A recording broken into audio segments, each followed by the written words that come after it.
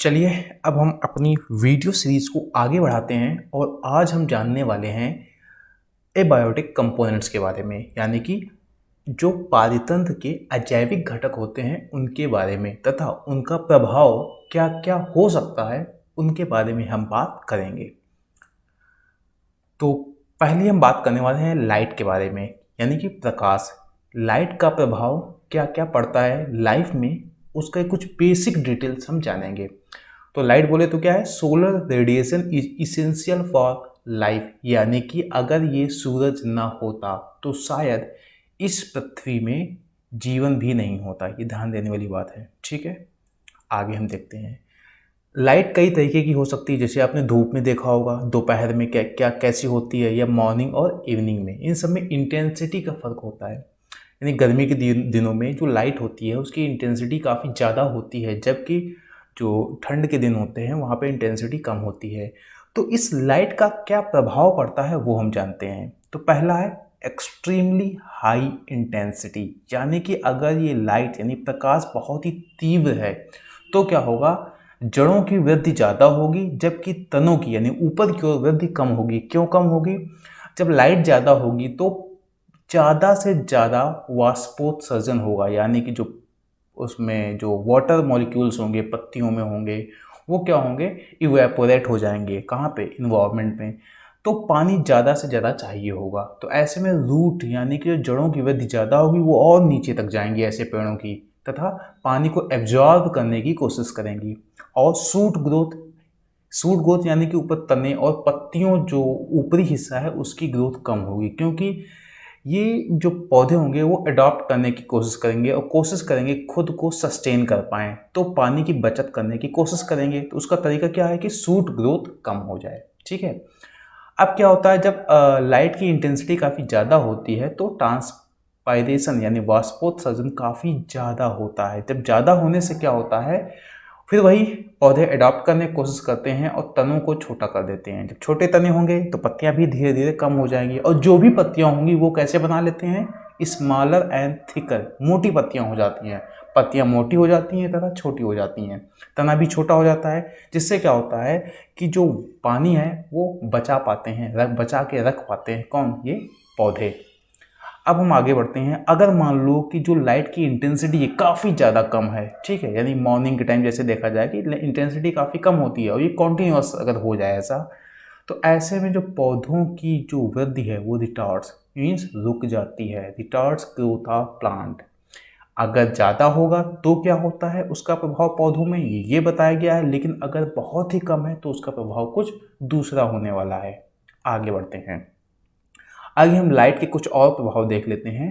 पहला, अगर जो प्रकाश की इंटेंसिटी है लेस देन मिनिमम, यानी बहुत ही कम प्रकाश मिल रहा है किसी पौधे को, तो क्या होगा, पौधे मर जाएंगे। कैसे मरेंगे? Accumulation of carbon dioxide.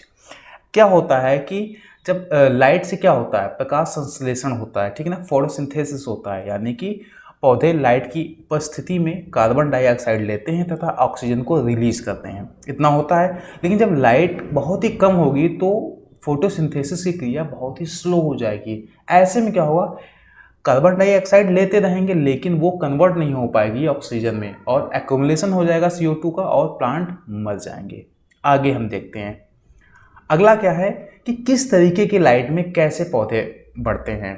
पहला, अगर मान लो जो इलेक्ट्रोमैग्नेटिक स्पेक्ट्रम में ब्लू लाइट का प्रभाव सबसे ज़्यादा है, ठीक है, यानी ब्लू लाइट में जो पौधे होते हैं वो नॉर्मली छोटे पौधे होते हैं।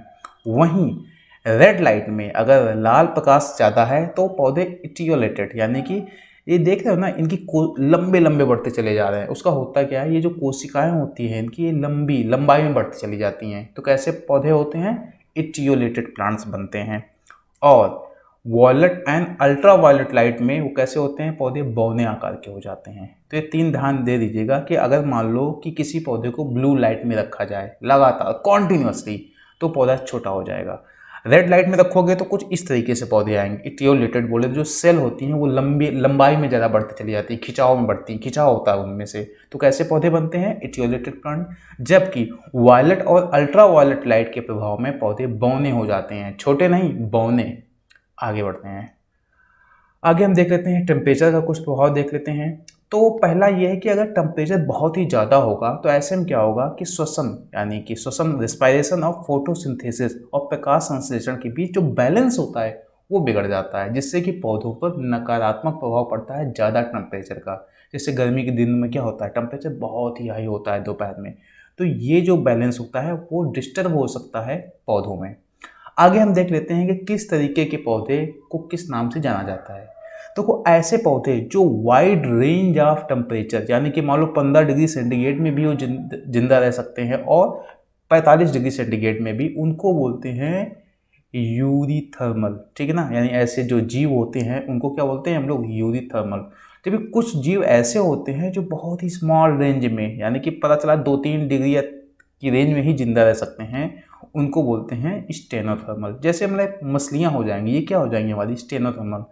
ये टेम्परेचर का बहुत ज़्यादा गैप नहीं होना चाहिए, बट जो मीन्स 5 डिग्री सेंटीग्रेड में भी जिंदा रह सकते हैं ऐसे जीव, तथा 50 डिग्री सेंटीग्रेड में भी जीवित रह सकते हैं, उनको बोलते हैं यूरीथर्मल। ये पूछा जा सकता है कि यूरीथर्मल किसको बोलते हैं और ऑप्शन दिए जा सकते हैं। वैसे स्टेनोथर्मल के बारे में भी पूछा जा सकता है। तो ये थे कुछ प्रभाव मैंने बताया। अब ये मैं कंटिन्यू रखूँगा, छोटी छोटी बातें होंगी लेकिन इंपॉर्टेंट चीज़ें होंगी कि किस तरीके से एबायोटिक कंपोनेंट्स का प्रभाव पौधों पर, जीवों पर किस तरीके से पड़ता है। ठीक है, तो ये था आज का वीडियो। आगे हम इसी टॉपिक को कंटिन्यू करने वाले हैं।